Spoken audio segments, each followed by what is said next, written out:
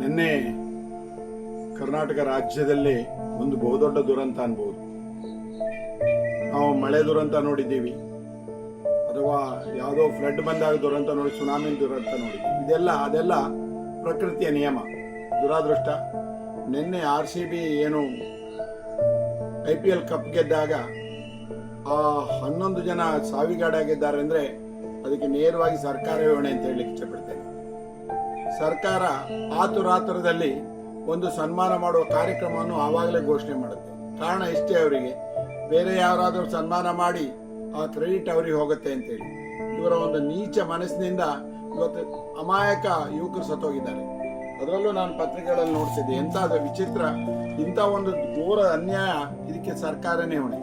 ಅದರಲ್ಲೂ ಹೌದು, ಯಾವುದೇ ಮುಂಜಾಗ್ರತಾ ಕ್ರಮ ಇಲ್ಲದೇನೆ ಈ ತರದ ಕೆಲಸ ಮಾಡ್ತಾರೆ ಅಂತ ಹೇಳಿದ್ರೆ, ಹಾಗಾದ್ರೆ ಇವರಿಗೆ ಯಾವುದೇ ಜನಗಳ ಮೇಲೆ, ಪ್ರಾಣದ ಮೇಲೆ ಯಾವ ರೀತಿ ರಕ್ಷಣೆ ಕೊಡ್ತಾರೆ ಇವರು ಯಾಕೆ ಅದನ್ನ ವಿಧಾನಸೌಧದ ಮುಂದೆ ಅದನ್ನ ಅದು ಬಹುದೊಡ್ಡ ಇದನ್ನ ಯಾಕೆ ಮಾಡ್ಬೇಕಿತ್ತು? ಗೊತ್ತಿದೆ, ಇವತ್ತಿನ ಯುವ ಜನಾಂಗ ಕ್ರಿಕೆಟ್ ಅಂದ್ರೆ ಹುಚ್ಚೆದ್ದೋಗ್ಬಿಟ್ಟಿದ್ದಾರೆ.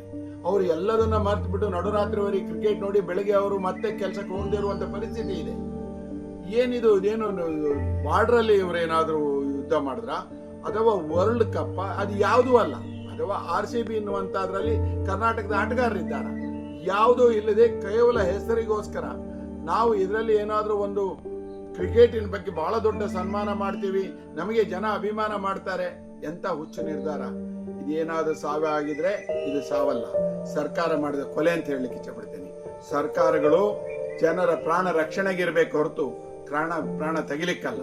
ಇವತ್ತು ಏನು ಬೆಂಗಳೂರು ಸಂಪೂರ್ಣ ಶೋಕಸಾಗರದಲ್ಲಿ ಮುಳುಗಿದೆ. ಆ ತಂದೆ ತಾಯಿ ಮಕ್ಕಳನ್ನು ಕಳ್ಕೊಂಡು ಬೀದಿಗೆ ಬಂದಿದ್ದಾರೆ. ಇವತ್ತಿಗೆ ಯಾವ್ದು ಮಕ್ಕಳಿದ್ದಾರೋ, ಯಾರು ಅವರ ಜೀವನ ಮಾಡ್ತಿದ್ದವರು ಇವತ್ತಿಲ್ಲ. ಆ ಮಕ್ಕಳ ಪರಿಸ್ಥಿತಿ ಏನು? ನೆಲದಡಿ ಬಿದ್ದು ಕಾಲು ತುಳಿತಕ್ಕೆ ಸಾಯವಾಗ್ತಾರೆ. ಇದಿಷ್ಟು ಸ್ವಯಂಕೃತ ಅಪರಾಧ. ಸರ್ಕಾರದದೇ ಒಂದು ನೀಚ ನಿರ್ಧಾರದಿಂದ ಈ ತರವಾಗಿದೆ. ರಾಜ್ಯ ಪೂರಾ ಖಂಡಿಸಬೇಕು. ಯಾವುದಾದ್ರೂ ಒಂದು ನಾವು ಪ್ರೋಗ್ರಾಮ್ ಮಾಡಬೇಕಾದ್ರೆ, ಗಣೇಶ ಉತ್ಸವ ಮಾಡಬೇಕಾದ್ರೆ ಪೊಲೀಸ್ ಸ್ಟೇಷನ್ ಅಲ್ಲಿ ಪರ್ಮಿಷನ್ ತಗೊಳುತ್ತೆ, ಎಷ್ಟು ಜನ ಬರ್ತಾರೆ ಅನ್ನೋದು ನಾವು ಲಿಖಿತವಾಗಿ ಕೊಡಬೇಕು.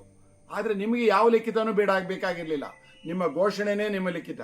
ಕೇವಲ 10 ನಿಮಿಷದ ಒಂದು ಕಾರ್ಯಕ್ರಮಕ್ಕೆ ಸುಮಾರು 100 ಜನರು ಬಲಿ ತಗೊಳ್ಳಿಕ್ಕೆ ಹೋಗ್ತಿರಲ್ಲ. ಎಂತ ಒಂದು ಅನ್ಯಾಯ! ನಾನಾದ್ರೂ ಹೇಳ್ತೇನೆ, ಇಡೀ ರಾಜ್ಯ ಒಕ್ಕೂರ್ಲಿನಿಂದ, ಇದು ನಾವೇನು ಪಕ್ಷಾತೀತ, ಇದು ಪಕ್ಷದ ಪರ ಅಥವಾ ಪಕ್ಷದ ವಿರುದ್ಧ ಅಲ್ಲ. ಸರ್ಕಾರ ಯಾರು ರಾಜ ಇದಾನೋ ಅದನ್ನ ಪ್ರಜೆಗಳನ್ನ ರಕ್ಷಣೆ ಮಾಡುವಂತ ಕರ್ತವ್ಯದಲ್ಲಿ ಬಿಟ್ಟು ಪ್ರಜೆಗಳನ್ನ ಮಾರಣ ಹೋಮ ಮಾಡಿದ್ದಾರೆ. ಇದನ್ನ ಸರ್ಕಾರನೇ ಉತ್ತರ ಕೊಡಬೇಕು. ಹಲವಾರು ನ್ಯಾಯಾಲಯಗಳಲ್ಲಿ ಸೊಮೋಟೋ ದಾಖಲಿಸ್ಕೊಳ್ತಾರೆ. ಯಾಕೆ ನ್ಯಾಯಾಲಯಗಳು ಇದನ್ನ ಸೊಮೋಟೋ ಕೇಸ್ ದಾಖಲಿಸ್ಕೊಂಡು ಸರ್ಕಾರನ ಅಪಾದಿತ ಸ್ಥಾನದಲ್ಲಿ ನಿಲ್ಲಿಸಬೇಕಂತ ನಾನಾದ್ರೂ ಒತ್ತಾಯ ಮಾಡ್ತೀನಿ.